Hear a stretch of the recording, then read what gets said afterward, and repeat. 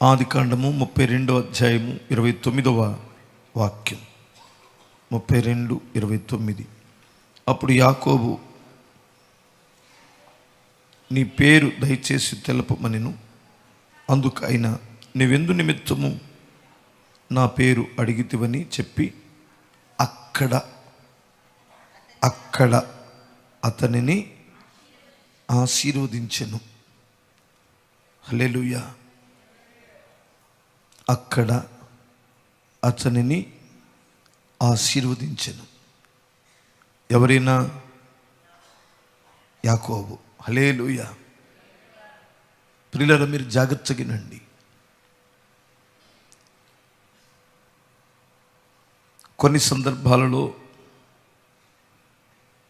మనం ఆశీర్వాదం పొందకోరినప్పుడు రాదు. మనం అడిగి గోజాడితే రాదు. కానీ దేవునికి మనలో అవసరమైనవి, మనలో మనం మార్చుకునవలసినవి దేవుడు చూసినప్పుడు అక్కడ లేదా అప్పటి నుండి దేవుడు ఖచ్చితంగా ఆశీర్వదిస్తాడు. దేవుడు పక్షపాతి కాడు. యాకోబుని ఆశీర్వదించడానికి కారణాలు చాలా రకాలుగా ఉండొచ్చు. కానీ నేను గ్రహించిన దానిలో 4 విషయాలు గ్రహించాను. యాకోబుని దేవుడు ఆశీర్వదించడానికి కారణం ఏమిటి అని ఆలోచిస్తే నాకు 4 విషయాలు అర్థమైనవి. 1, హెబ్రీయులకు రాసిన పత్రిక 11వ అధ్యాయం 21వ వాక్యంలో ఉంటుందన్నమాట. 11:21. విశ్వాసమును బట్టి యాకోబు అవసాన కాలమందు యోసేపు కుమారులలో ఒకరిని ఆశీర్వదించి తన చేతి కర్ర కొనల మీద ఆనుకొని దేవునికి నమస్కారము చేసెను. హల్లెలూయా. గమనించాలి. ఆనుకొని దేవునికి నమస్కారము చేశాడట. ఈ కర్ర ప్రభువారికి సాదృశ్యంగా ఉంటుంది. ఆయన ఆనుకున్నటువంటి తలగడగా చేసుకున్న రాయి ప్రభుకు సాదృశ్యంగా ఉంటుంది. ప్రభు మీద ఆనుకొని ప్రభు మీదే ఆధారపడి దేవునికి నమస్కారము, దేవుణ్ణి స్తుతిస్తే ఆ వ్యక్తిని ఖచ్చితంగా దేవుడు ఆశీర్వదిస్తాడు. మన తెలివితేటల మీద ఆనుకోవద్దు, మన జ్ఞానము మీద ఆనుకోవద్దు. మనకి కొంతమంది మనుషులు, పలానా వాళ్ళు నాకు పరిచయస్తులుగా ఉన్నారు, పలానా అధికారి ఉన్నాడు, పలానా నాయకుడున్నాడు, ఇక నాకు తిరుగులేదు, మా అబ్బాయి చదువుకుంటున్నాడు కాబట్టి, నాకు తెలిసినటువంటి ఎమ్మెల్యే ఉన్నాడు, మరి ఎంపీ గారు ఉన్నారు, మంత్రి గారు ఉన్నారు, వాళ్ళు రికమెండేషన్ చేస్తే నా కొడుక్కి జాబు వస్తుంది అని ఆశపడినటువంటి వారు ఆటోలు తోలుకొని బ్రతుకుతున్న వారు చాలామంది ఉన్నారు. అర్థమవుతుందా?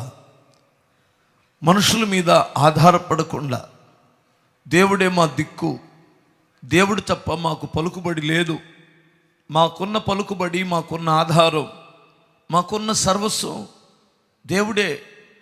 ఈ లోకములో మాట్లాడడం చేతగాని మాకు, తెలివి లేని మాకు, జ్ఞానము లేని మాకు, ఏ పరిచయస్తులు కనపడనటువంటి మాకు, నా పిల్లలు చదువుకుంటే దేవుడే ఇవ్వాలి జాబు అని ఆధారపడి, పిల్లలు దేవుని మీద ఆధారపడి చదువుతూ తల్లిదండ్రులు వారి కొరకు మొరపెట్టారే, అలాంటి వారు గొప్ప ఆఫీసర్స్గా ఉన్నారు, గజెటెడ్ పోస్టులో ఉన్నారు. దేవుడు తన పిల్లలని ఆశీర్వదించాలి అనుకుంటే నా మీద ఆధారపడండి, నా వైపు చూడండి, నా మీద ఆధారపడండి అంటాడు. కనుక నేను మీకు మనవి చేసేది ఏమిటంటే, దేవుని మీద ఆధారపడదాం. అన్న ఇప్పటికీ దేవుడి మీదే ఆధారపడ్డాను, మన జీవితంలో ఏం కార్యం జరగట్లేదంటే ఇప్పుడు నాకు వెంటనే 10 గంటలు కావాలని ఉంది, అయిద్దా? చెప్పరే. హల్లెలూయా.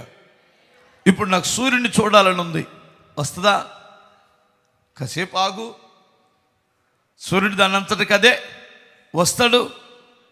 నువ్వు అనుకున్న టైంలో కాదు, తగిన కాలం ముందు దేవుడు నిన్ను హెచ్చిస్తాడు. దేవునికి ఒక ప్రణాళిక ఉంటుంది. ఒక యోసేపుని దేవుడు హెచ్చించాలి అంటే, యోసేపుని దేవుడు హెచ్చించాలంటే తన 17వ ఏట బానిసగా వస్తే ఆ దేశానికి 13 సంవత్సరాలు బానిసగా బ్రతికాడో, జైల్లో బ్రతికాడో, కష్టాలు అనుభవించాడో, నానా విధాలైన శ్రమలు అనుభవించిన తర్వాత తన 30వ సంవత్సరములో కానీ దేవుడు అనుకున్నది చేశాడు. హల్లెలూయా. మీరు గమనించాలి, దేవుడు అప్పటి వరకు బైబిల్ ఏం చెబుతుందంటే, యెహోవా వాక్కు అతనిని పరిశోధించుచుండెను. 13 సంవత్సరాలు వీడి యొక్క ప్రవర్తన ఎలా ఉంటుంది, డబ్బు దగ్గర ఎలా ఉన్నాడు, యవన కాలంలో స్త్రీల దగ్గర ఎలా ఉన్నాడు, ఎవరైనా నిందించినప్పుడు ఎలా ఉన్నాడు, ఎవరైనా నిర్నిమిత్తంగా తనని బాధించినప్పుడు ఎలా స్పందిస్తున్నాడు, ఇతను ఎంతవరకు ఓర్పు ఉంది, ఎంతవరకు జాలి, దయ, కనికరం ఉంది, ప్రజలను పాలించేవాడు కదా అని దెబ్బలు కొడుతున్నప్పుడు జైల్లో ఇతను స్పందన ఎలా ఉంది, పగబెట్టుకునే మనసా, క్షమించే మనసా, ఇలాగూ యెహోవా వాక్కు అతనిని ఇంచుమించు 13 సంవత్సరాలు పరిశోధించినదంట. అంటే నీకు తెలియకుండానే వాక్యమై ఉన్న దేవుడు నిన్ను నన్ను పరిశోధిస్తున్నాడు, పరీక్షిస్తున్నాడు. ఆ పరీక్షలో మనం పాస్ అవ్వాలి, ఆ పరీక్షలో మనం నెగ్గాలి. ఆయన అనుకున్న టైంలో నిన్ను, నీ కుటుంబాన్ని దేవుడు ఖచ్చితంగా ఆశీర్వదిస్తాడు, పైకి లేపుతాడు. నువ్వు ఎవరి మీద ఆనుకొని నమస్కరిస్తున్నావు దేవునికి? ఎవరి మీద ఆనుకున్నావు? దేవుని మీదే అనుకున్నావా? యాకోబు ఆ కర్ర కొన మీద అనుకొని దేవునికి నమస్కారము చేశాడట. తల్లిదండ్రులు విడిచిపెట్టారు, తల్లిదండ్రులు విడిచిపెట్టాల్సి వచ్చింది. రక్త సంబంధి సొంత అన్నయ్య శత్రువుగా మారి ప్రాణాలు తీసే క్రూరుడుగా మారాడు. పరిస్థితులన్నీ ఎక్కడ కూడా అనుకూలించట్లేదు. కానీ ఎవరి మీద అనుకున్నాడు? ఇప్పుడు మీరు ఎవరి మీద అనుకుంటారు? నిజమేనా? హల్లెలూయా చెప్పండి. దేవుని మీద అనుకుంటారా? డొక్కర డబ్బుల మీద అనుకుంటారా? హల్లెలూయా. దేని మీద అనుకుంటారు? దేవుని మీద అనుకున్నారా? నాకేమిరా, నాకు ఇంటి అద్దె వచ్చింది, నేను హ్యాపీగా బ్రతికేస్తానంటారా? దేని మీద అనుకున్నావు? నాకేమిరా, నా పెన్షన్ వచ్చింది, దాని మీద బ్రతికేస్తాను. దయచేసి గమనించాలి, అలా మీరు దేని మీద అనుకోవద్దు. ప్రభు మీద మీరు ఆధారపడినప్పుడు, మరి ప్రభుపై ఆధారపడినప్పుడు దేవుడు ఖచ్చితంగా మిమ్మల్ని దీవిస్తాడు. ఫస్ట్ ఎవరి మీద అనుకున్నాడు ఆయన? తన మీద, తన జ్ఞానం మీద, తన తండ్రి గారికి ఉన్న ఆస్తుల మీద.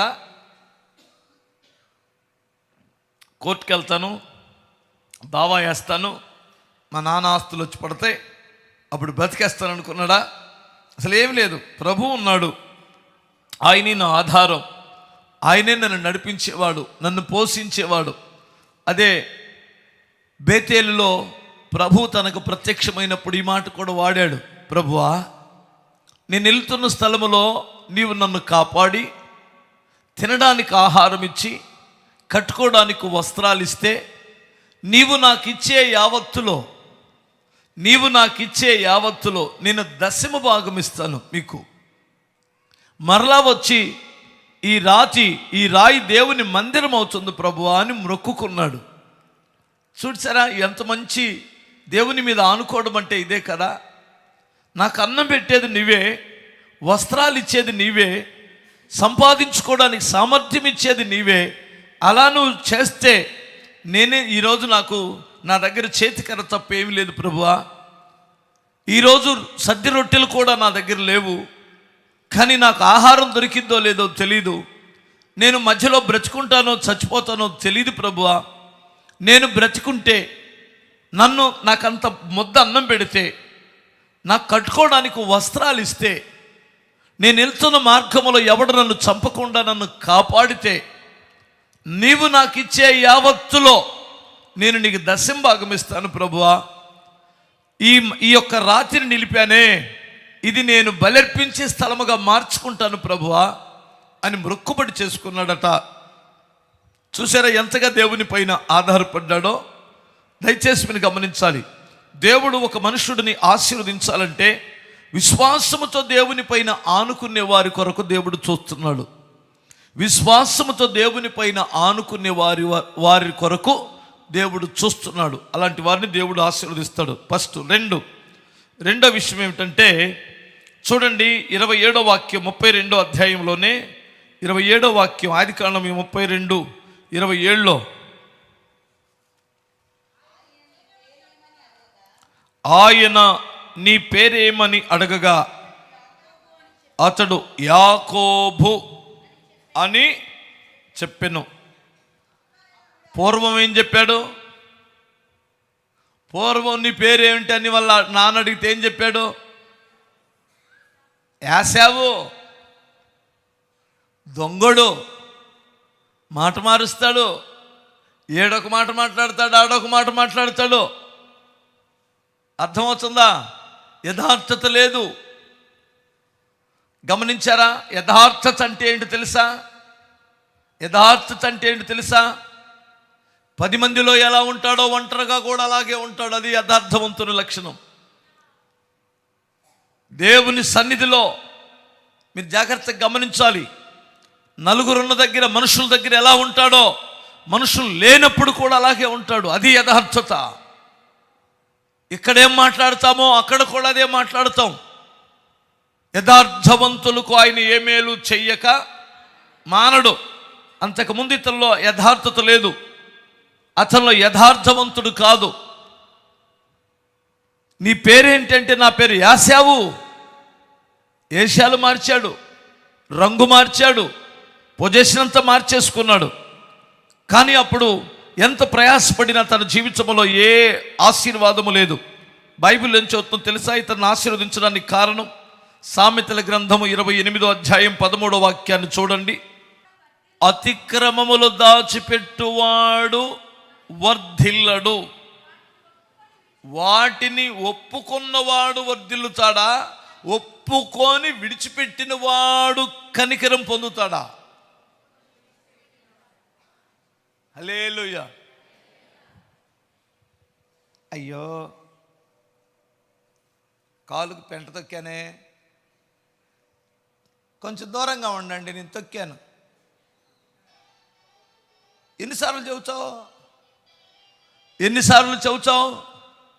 తొక్కాను, నేను తొక్కాను. ఎన్నిసార్లు తొక్కానంట. కడుక్కొని చావే అనరా? దేవుడి దగ్గరికి కూడా వచ్చి, ప్రభువా తొక్కాను నేను, ప్రభువా తొక్కాను నేను, ఏదో క్షమించేసుకో. ఒరే, తొక్కానంటావు, కడుక్కోవేరా? అతిక్రమములు దాచిపెడతావే. ఒప్పుకున్నావు కదా, నెక్స్ట్ ఇంకొక స్టెప్ వేసి కడుక్కో, విడిచిపెట్టు, వర్ధిల్లుతావు. స్తోత్రం చెప్పాలి. అతిక్రమములు దాచువాడు వర్ధిల్లడు, దానిని ఒప్పుకొని విడిచిపెట్టిన వాడు కృప పొందును. కనికరం అంటే కృప. యాకోబు కూడా అదే చేస్తున్నాడు. ఇక్కడ అనేక పర్యాయములు కప్పుకున్నాడు తన పాపాలు. ఎబ్బోకు రేవు దగ్గర దేవుడు చివరిసారిగా అడుగుతున్నాడు, నీ పేరేంటో చెప్పు, నువ్వెవరు, అసలా నువ్వెవరివి, నీ క్యారెక్టర్ ఏంటి, నువ్వు పైకి కనిపించే వ్యక్తి వేరు, లోపల ఉన్నవాడు వేరు. నువ్వెవరివే? యథార్థత లేనిటువంటి మన జీవితంలో యథార్థంగా దేవుని దగ్గరికి వెళ్ళి ఒప్పేసుకుందాం. మీకు ఒక మాట చెబుతాను, వినండి. మీరు ఆశీర్వదించబడాలంటే మనుషుల దగ్గర ఒప్పుకునేవి మనుషుల దగ్గర ఒప్పుకోవాలి, దేవుడి దగ్గర ఒప్పుకునేవి దేవుడి దగ్గర ఒప్పుకోవాలి. మనుషులకి మీరు ఏదైనా తప్పు చేశారనిపిస్తే, కీడు చేశారంటే సారీ చెప్పడం నేర్చుకోండి. క్రైస్తవునికి ఆశీర్వాదానికి మెట్లు ఏమిటి తెలుసా? తప్పు జరిగినప్పుడు సారీ అక్క, క్షమించండి అక్క, సారీ అన్నయ్య, తప్పు అయిపోయింది, నిజంగా నిన్ను బాధ పెట్టాను. ఇలాంటి మాటలు ఎవరి నోట్లో నుంచి వస్తాయో వారిని దేవుడు ఆశీర్వదిస్తాడు. హీన స్థితిలో నుంచి వచ్చినటువంటి వారు తన మొదటి స్థితిని గుర్తుంచుకుంటారే, అలాంటి వారిని దేవుడు ఆశీర్వదిస్తాడు. చాలామంది వారి మొదటి స్థితిని గుర్తుపెట్టుకోరు, సిగ్గుపడిపోతుంటారు. నాకు తెలిసిన చాలామందిని చూస్తున్నాను నేను. వాళ్ళ మొదటి స్థితిని అస్సలు కప్పెట్టుకోవడమే తప్ప, పాస్టర్ గారులు కూడా, అది విచిత్రమైన సంగతి. అయ్యా నా బ్రతుకిది, ఎప్పుడు చూడండి మీరు గమనించండి, పౌలు సైతం పూర్వం నేను హింసకుడును, దూషకుడును, హానికరుడిని అన్నాడు.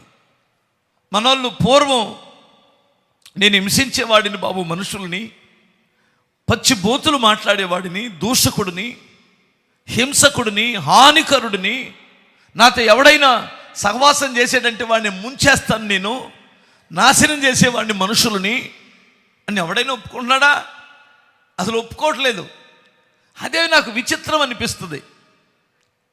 నేను పూర్వం ఒకప్పుడు గొర్రెలు కాసుకునేవాడిని అయ్యా, గొర్రెలను తిరిగి గొర్రె పెంట ఎత్తేసుకునేవాడిని, దిక్కులేనిటువంటి వాడిని. దేవుడు నన్ను కరుణించాడు, నన్ను ఇంతగా హెచ్చించుటకు నేను ఏ పాటి వాడిని ప్రభువా, ఎంతటి వాడిని ప్రభువా, నేను గొర్రెలు కాసుకునేటువంటి వాడిని, నన్ను నేనేంటి ప్రభువా, నేను రాజునవటం ఏంటి ప్రభువా అని దేవుని సన్నిధికి వెళ్ళి చెప్పుకున్నాడు. ఒక మనుష్యుడిని దేవుడు ఆశీర్వదించదలుచుకుంటే చేపలు పట్టేవాడిని, ఏమండి, గోసి పెట్టుకోవడం చేతగానటువంటి పేతురుని దేవుడు పట్టుకుంటే సంఘానికి ఒక నాయకునిగా తాళపు చేతులు అతనికి ఇచ్చి సంఘాన్ని దేవుడు కట్టాడు. పేతురు, నువ్వు కేప బండవి, ఈ బండ మీద నా సంఘమును కడతానన్నాడు. స్తోత్రం చెప్పగలరా? మనం ఒప్పుకుని విడిచిపెట్టేద్దాం. పొద్దుగుకులు ఒప్పుకునే వాళ్ళంటే కూడా విడిచిపెట్టకుండా కోపం దేవుడికి. ఏం చేయాలి చెప్పండి? మనం ఒప్పుకొని ఒక విషయంలో సారీ చెప్తే మళ్ళా సారీ చెప్పకూడదు. అదే నీతిమంతుల లక్షణం. ప్రభువా, గబక్కని తప్పు చేశాను తండ్రి, మాట్లాడాను ప్రభువా, సారీ ప్రభువా, క్షమించు నాయన, ఇక నేను ఆ తప్పు చేయను. నీతిమంతుడు 7 మార్లు పడినా తిరిగి లేస్తాడంటే దాని అర్థం అదే. పడతాడు, ఎవడైనా మనుషుడు అన్న తర్వాత పడిపోతాడు. నీతిమంతుడే పాపం పడిపోయాడు, మరలా తప్పు రిపీట్ అవ్వదు. అది నీతిమంతుల లక్షణం. ఆ తప్పు మరలా రిపీట్ అవ్వకూడదు. పొద్దుగూకులు చేయడం క్షమించమంటావు, చేయడం క్షమించమంటమ్మా. నువ్వు ఎన్నిసార్లు అడుగుతావు దేవుడిని? దేవుడికి ఇసుకెత్తిపోయి అసలు మౌనం అయిపోతాడు. నీ ముఖం కూడా చూడలేవు. గుర్తుపెట్టుకోండి, దేవుడు ఒక మనుషుడిని ఆశీర్వదించాలంటే నువ్వెవరివి, నీ పేరేంటి, నీ క్యారెక్టర్ ఏంటి తెలియక అడిగాడా? ఆదాం ఎక్కడున్నావు,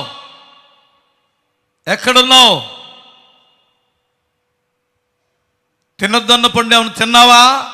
ఆయనకు తెలీదా? చూసారా, దేవుడు అడుగుతున్నాడు, ఎక్కడున్నావు? ఇక్కడే ఉన్నాను ప్రభు. మరి ఎందుకు రావట్లేదు? చూసారా, దేవుడు ఆయనకి అన్నీ తెలుసు. కానీ నీ నోటితో ఒప్పుకొని సారీ ప్రభువా, క్షమించు నాయన, తినేసాను ప్రభువా, తప్పు చేశాను ప్రభువా, ఇక చేయను ప్రభువా అని దండం పెడతాడేమో అనుకుంటే, మనుషుడు ఎంత అహంకారముతో మెడవంచని వాడిలాగా ఉన్నప్పుడు దేవుడు మాత్రం ఎందుకు ఆశీర్వదిస్తాడు? మెడవంచుదాం, దేవుని దగ్గర తగ్గించుకుందాం. అదే యాకోబు చేశాడు. హల్లెలూయా. అదే అక్కడే 28వ వాక్యములో, నీవు దేవునితోనూ మనుషులతోనూ పోరాడి గెలిచితివి గనుక ఇక మీదట నీ పేరు ఇశ్రాయేలే గాని యాకోబు అనబడదని చెప్పెను. కొట్టు చప్పట్లో.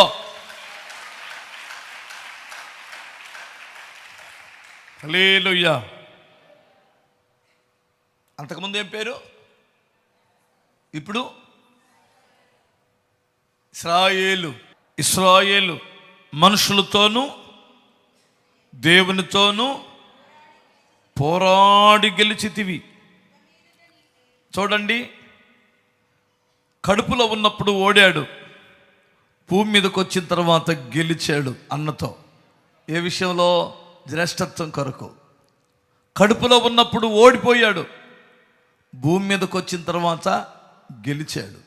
చాలామంది కడుపులో ఉన్నప్పుడు గెలుస్తారు, భూమి మీదకి వచ్చిన తర్వాత ఓడిపోతారు. చూపులో ఓడిపోతారు, ఆలోచనలు ఓడిపోతారు, తిండి దగ్గర ఓడిపోతారు, కోరికల దగ్గర ఓడిపోతారు, యవ్వన కాలాన్ని జయించడానికి ఓడిపోతారు. గెలిచాడట ఇతడు మనుషుల దగ్గర. చూడండి, ఒకసారి మీరు ఆలోచించండి. దేవుని విషయంలో మనుషుల దగ్గర మనం గెలిచామా? ఎవడో మనల్ని రెచ్చగొట్టాడు, రెచ్చిపోయామా? మౌనంగా ఉన్నామా? మౌనంగా ఉంటే గెలిచినట్లే. ఎవరో ఒక అమ్మాయి యవనస్తురాలు ఒక యవనస్తుని రెచ్చగొడుతుంది. రెచ్చగొట్టమంటే మాటలతో రెచ్చగొట్టచ్చు, చూపులతో రెచ్చగొట్టచ్చు. అర్థమవుతుందా? ఆ చూపులకే రెచ్చిపోతారు యవనస్తులు.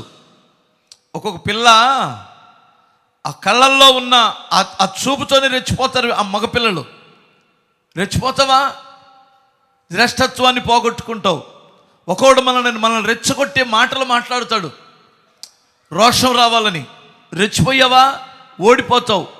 నీకున్న జ్యేష్ఠత్వాన్ని కోల్పోతావు, నీకున్న రక్షణను కోల్పోతావు. రెచ్చిపోలా. ఓడిపోయినట్టు అనుకున్నాడు.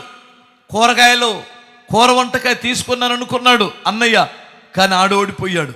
వాడు ఎక్కడ ఓడిపోయాడు? కూర దగ్గర ఓడిపోయాడు, తిండి దగ్గర ఓడిపోయాడు. కానీ గెలిచాడు ఇతను పోరాడి. హల్లెలూయా. ప్రియులారా, మీకు ఒక మాట చెబుతున్నాను వినండి. దేవుడు ప్రతిదీ లెక్కేస్తాడు. ఆకాశమందున దేవుడు తప్ప మనల్ని ఆశీర్వదించడానికి ఎవరి చేత కాదు. ఆ మనుషుడిని యెహోవా ఆశీర్వదించెను గనుక అతడు క్రమక్రమముగా అభివృద్ధి పొందెను. నీ చేతి పనుల్లో దేవుడు ఆశీర్వదిస్తాడు. నువ్వు ఎక్కడ చేయి పెడితే అక్కడ దేవుడు నిన్ను దీవిస్తాడు. అర్థమవుతుందా? చూడండి, ఇక్కడ జ్యేష్ఠత్వ విషయం గెలిచాడు. అన్యుడైన తన మామింట్లో 20 సంవత్సరాలు కాపురం ఉన్నాడు, విగ్రహారాధికుని ఇంట్లో. మాటికి తన దేవతకి అర్పించిన దాన్ని తీసుకొని వచ్చి, అల్లుడా పలహారం తినంటాడు, అల్లుడా మాంసం తినంటాడు, అల్లుడా ఇది చెయ్యి అంటాడు, అల్లుడా అది చెయ్యి అంటాడు. ఇద్దరు కూతుర్లు కలిపి ఒక్కడే అల్లుడు, నువ్వు అన్నిటికీ నువ్వేరా అల్లుడా అంటాడు.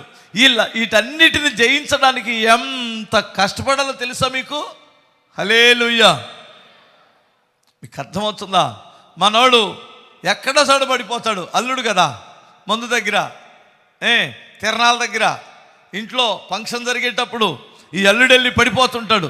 ఎవడన్నా చచ్చిపోయినప్పుడు బట్టలు వేయించుకోవడం, బట్టలు వేయడం, అర్థమవుతుందా? అన్ని ఆచారాలు చేయడం. ఈ అన్ని ఆచారాలలో ఎన్ని సంవత్సరాలు తప్పించుకున్నాడంటే 20 సంవత్సరాలు పోరాడాడు. దేవుడు ఆశీర్వదించడానికి కారణం అది. 1-2 సంవత్సరాలు కాదు. అదే ఇంట్లో ఉన్నాడు. ఆడు సామాన్యమైనటువంటి మామ కాదు. 10 మార్లు మాట మార్చాడు, 10 మార్లు జీతము మార్చాడు. 10 మార్లు మాట మార్చాడు, 10 మార్లు జీతం మార్చేశాడు. ఎక్కడ జంకల, ఎక్కడ కృంగిపోలా. జీతం మార్చిన నష్టపరచాలనుకున్నా ఆకాశమందున దేవుడు నష్టపరిచే కదా నేను నష్టపోతాను. మీలో చాలామంది అనుకోవచ్చు, అన్నా నేను ఇంత చాకిరి చేస్తే నా బిల్లు ఎగ్గొట్టాడన్నా, నేను ఇంత కష్టపడితే 6 నెలల జీతం ఎగ్గొట్టారన్నా, నేను ఇంత కష్టపడితే నాకు రావాల్సిన డబ్బులు ఇవ్వలేదన్నా, నా చాకీరు ఇవ్వలేదన్నా. కంగారు పడమాకో, లాభాలను ఎదురవుతారు నీకు. ఇలాంటి లాభాలను దుర్మార్గులు ఎదురవుతారు. పని చేపించుకొని డబ్బులు ఎగ్గొట్టేటువంటి వారు, పని చేపించుకొని జీతం మార్చేటువంటి వారు, పని చేపించుకొని మాట మార్చేటువంటి వారు నీకు ఎదురవుతారు. ఒక 4 నెలలు కష్టం వ్యర్థమయ్యవచ్చు, కానీ నీ జీవితం వ్యర్థం కాదు. జీవితం వ్యర్థం అవ్వాలంటే అంత తేలికైన పని కాదు. నీ దేవుడు ఉన్నాడు. అన్నా, నేను వాళ్ళ దగ్గర 1 సంవత్సరం రోజులు కష్టపడ్డానన్నా, 2 సంవత్సరాలు కష్టపడ్డానన్నా, ఇన్ని సంవత్సరాలు కష్టపడితే నన్ను ఒట్టి చేతులతో పంపించేస్తున్నారన్నా, కంగారు పడమాక. దేవుడు ఆశీర్వదించదలుచుకుంటే నీ 2 హస్తాల నిండా సమృద్ధిని ఉంచుతాడు దేవుడు. నీ 2 హస్తాలు సమృద్ధితో నింపబడతాయి. అర్థమవుతుందా? అందుకని మనుషులు నిన్ను కృంగతీసినప్పుడు నువ్వెవరవో బయటపడమాక. అర్థమవుతుందా? నీ యొక్క ఆ పాత యాకోబును బయటికి తీయొద్దు. దేవుని సన్నిధిలో దేవుని మీద ఆధారపడి, దేవుని మీద ఆనుకొని, ఓ ప్రభువా, నేను ఇందులో గెలవాలి, ఓర్పులో గెలవాలి, సహనములో గెలవాలి. అర్థమవుతుందా? నా క్యారెక్టర్ పరంగా గెలవాలి, నేను గెలవాలి. ఇది దేవుడు చూసి గెలిచావు. ఎవరు చెప్పారు ఈ మాట? ఎవరి దగ్గర గెలిచాడు? మనుషుల దగ్గర, దేవుని సన్నిధిలో కూడా. హల్లెలూయా. దేవుని సన్నిధిలో పోరాడి గెలిచాడట చివరగా. అంటే భక్తిలో పోరాటం కలిగిన వాడు, వైరాగ్యము కలిగిన వాడు దేవుని సన్నిధిలో పోరాడి గెలిచాడు. భక్తిలో పోరాడదాం, నీతి కొరకు పోరాడదాం, పరిశుద్ధత కొరకు పోరాడదాం. ప్రార్థనలో పోరాడాడట. తాత్కాలికమైన భక్తి, రాజీపడే భక్తి, రాజీపడే సేవ చేయకూడదు. ఎందులోనైనా వైరాగ్యం ఉండాలి. అర్థమవుతుంది? ఎందులోనైనా వైరాగ్యం కలిగి ఉండాలి. నువ్వు ఏ పని పట్టుకున్న దాని మీద ఇంట్రెస్ట్ పోకూడదు. హల్లెలూయా. దాని మీద శ్రద్ధ పోకూడదు. ఇష్టంగా తింటాం కదా. యాకోబుని దేవుడు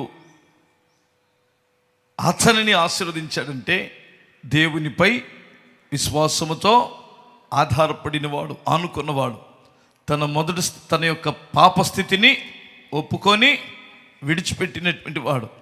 3, మనుషులతో పోరాడినటువంటి వాడు, అంటే లోకంతో పోరాడినటువంటి వాడు, లోక ఆచారాలతో పోరాడినటువంటి వాడు, లోక భోగాలతో, పాపముతో పోరాడి గెలిచినవాడు. 4, వైరాగ్యము కలిగిన భక్తి విషయంలో రాజీ పడనటువంటి భక్తి చేసినటువంటి వాడు. అందుకనే యాకోబుని దేవుడు యబ్బోకు దగ్గర అంతగా దేవుడు దీవించాడు. యేసు నామములో దేవుడు నిన్ను ఆశీర్వదించునుగాక.